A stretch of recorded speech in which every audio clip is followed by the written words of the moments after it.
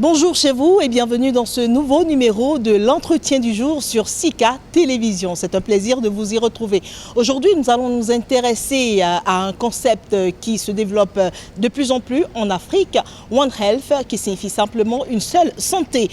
Cette approche-là qui invite les trois matrices du domaine de la santé, je veux citer animale, humaine et environnementale. Et justement, nous sommes avec une personne ressource bien placée pour nous en parler et pour nous parler également des défis sanitaires en Afrique centrale. Docteur Peggy Raymond Conjugo Batoma, voilà déjà avec nous. Docteur, bonjour. Bonjour.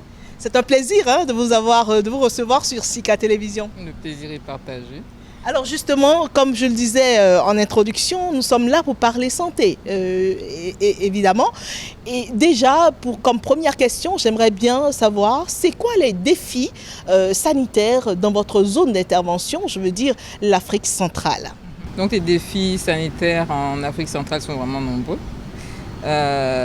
D'abord, le fait qu'au niveau de la CEAC, qui a 11 pays, je suis le chef de service santé et donc l'unique personne ressource pour la communauté économique régionale qu'est la CEAC. Sinon, nous avons et nous collaborons aussi avec l'OCEAC, qui est une structure sanitaire, mais pour 6 pays de l'Afrique centrale, qui est la CEMAC. Pourquoi autant de divisions? Pourquoi autant de structures? Vous savez, ce n'est pas différent de la CEDEAO. La CEDEAO, vous avez aussi l'UMOA. Mais l'avantage avec la CEDEAO, c'est que l'UMOA, tout ce qui est santé, est en train d'aller de plus en plus vers la structure qui est l'Organisation ouest-africaine de la santé. Donc ça ne fera qu'une seule structure pour toute l'Afrique de l'Ouest. Tandis que nous, au niveau de l'Afrique centrale, nous sommes en train d'aller vers la réforme d'abord de notre institution, qui est la CEAC, mais nous irons aussi vers ce qu'on appelle la rationalisation, mais à mon niveau, je ne sais pas encore quels sont les tenants et les aboutissants de cette rationalisation. Est-ce qu'il y aura une fusion de l'OAS avec, en tant que structure technique pour devenir une structure sous-régionale? Ça, je ne saurais le dire. C'est aussi possible que nous ayons aussi notre propre organisation et que nous continuions la collaboration. Mais vraiment, ça, je ne saurais vous dire parce que tout ça, ce sont des aspects politiques. C'est ça. Voilà. Alors justement, nous savons aussi que en Afrique centrale, il y a beaucoup de défis sur le terrain, des épidémies qui ont accablé par le passé et qui reviennent chaque fois. Ebola, Lassa, fièvre jaune, etc. Beaucoup de ces mots-là qui accablent les populations africaines. Et d'ailleurs, le cas de l'Afrique centrale n'est pas des moindres. Comment est-ce que vous gérez cette crise-là? Seul à mon niveau, c'est vraiment difficile que je puisse le faire. Donc nous collaborons souvent avec l'Organisation mondiale de la santé, donc l'OMS. Nous avons des données à travers eux, parce que la CEAC, c'est plus l'aspect politique, même si en tant que médecin, je suis technicienne. Mais donc c'est vraiment l'OMS qui actuellement appuie sur le terrain la RDC pour endiguer cette épidémie. Et donc nous avons pu au moins faire le point sur cette épidémie, et il se trouve que pour l'instant, vers les 3 régions où elles sont en train de sévir, il y a une certaine stagnation. Donc on ose croire que d'ici bientôt, on aura une réduction et pourquoi pas une élimination de cette épidémie. Mais elle reste toujours en tout cas d'actualité.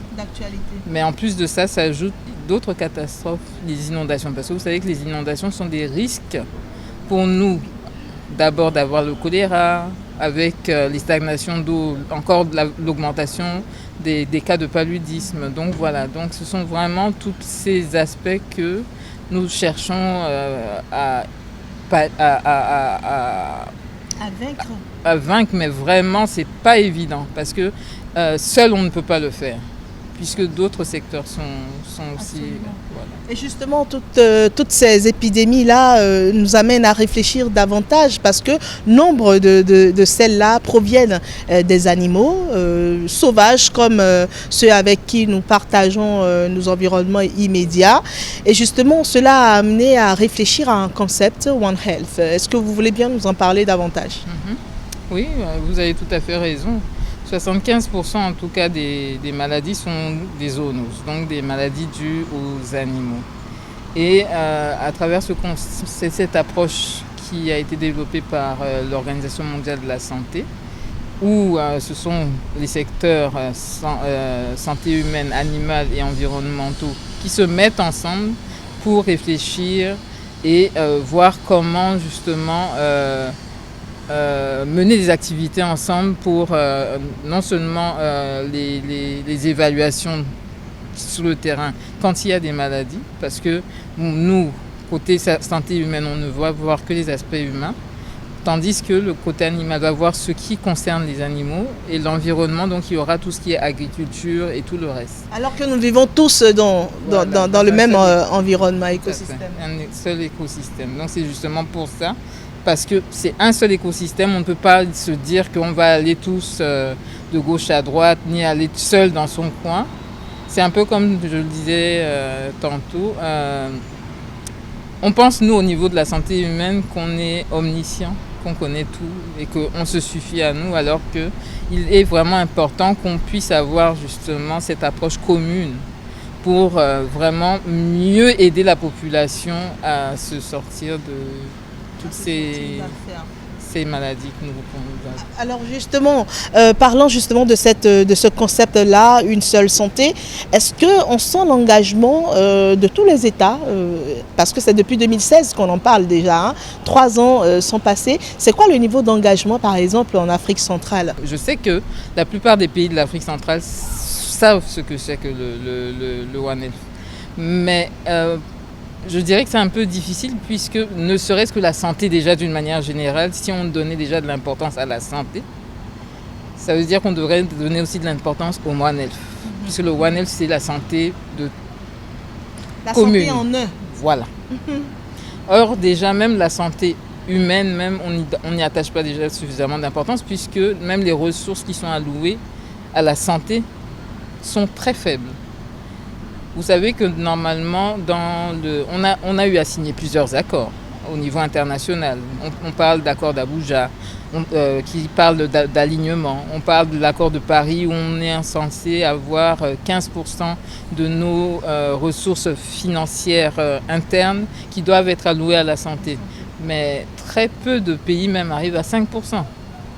Donc ça, déjà à ce niveau, c'est difficile. Alors imaginez combien de fois encore à regrouper tout un concept qui n'est pas seulement santé humaine pour ce financement, c'est difficile. Donc c'est vraiment un cri du cœur que moi, en tout cas moi en tant que médecin, moi je ne parle pas en tant que CEAC, mais moi en tant que médecin de l'Afrique centrale, ça c'est un cri de cœur que je lance, que les États puissent vraiment donner plus d'importance à la santé, mais à la santé unique d'une manière générale pour endiguer vraiment toutes les épidémies. Parce que je le répète, 75% des maladies sont liées aux animaux.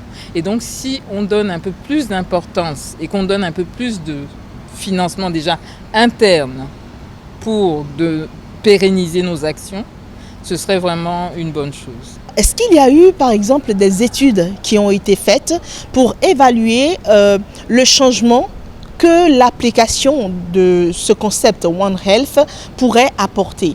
Par exemple, si sur 1 an, on appliquait comme cela se doit cette approche, voici ce qu'on gagnerait, par exemple. Voici le nombre de vies qu'on aurait préservées. Voici.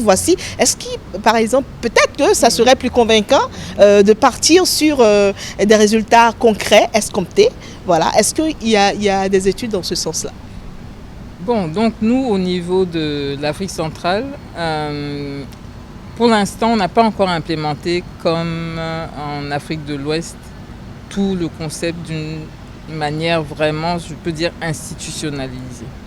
Donc, ce qui fait que ce n'est que d'ici quelques mois qu'on mettra en place un projet qui est le REDIC, qui est en fait un projet déjà qui est implémenté en Afrique de l'Ouest depuis, ils sont à leur 3e génération. Nous, ça sera la 4e génération d'Afrique centrale. Et donc, ça serait plutôt à travers ce genre de projet que cette idée pourrait se faire. C'est-à-dire que qu'on puisse implémenter déjà, mais qu'on puisse aussi faire l'état des lieux pour savoir ce que les pays connaissent de cette approche. Comment est-ce que vous représenteriez cela, c'est-à-dire médecine environnementale, médecine humaine et médecine animale? Comment est-ce que vous prévoyez ça tous ensemble dans un même creuset pour une cause commune? Comment est-ce que vous appréhendez ce travail ensemble, cette collaboration-là? En fait, cette collaboration, déjà, on a commencé à mettre déjà les choses en forme. C'est que nous aurons déjà une coordination, ça c'est au niveau régional, où il y aura un médecin responsable de la surveillance épidémiologique, il y aura un vétérinaire, il y aura un responsable de la sauvegarde environnementale, un responsable de la sauvegarde sociale. Donc vous voyez déjà que rien qu'à travers le staff qui va mettre en œuvre ce projet, il y a déjà ce concept-là qui est en train de se mettre en place.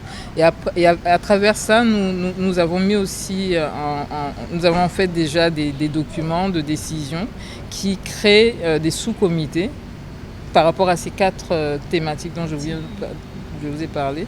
Et ces sous-comités, c'est un peu comme ce que fait actuellement même l'OAS. Quand ils se réunissent 2-3 jours, ensuite ils vont présenter les résultats de leur travail devant un comité de pilotage pour valider en fait les actions qui doivent se dérouler au cours d'une année. Donc c'est un peu comme ça le concept. Et ensuite, c'est de faire des forums. Je pense que si mes souvenirs sont bons, c'est on veut en organiser au moins un par année, au cours desquels on invite tous les ministres des différents secteurs, élevage, santé, environnement, autour de thématiques qu'on discute, en tout cas pour amener leur adhésion.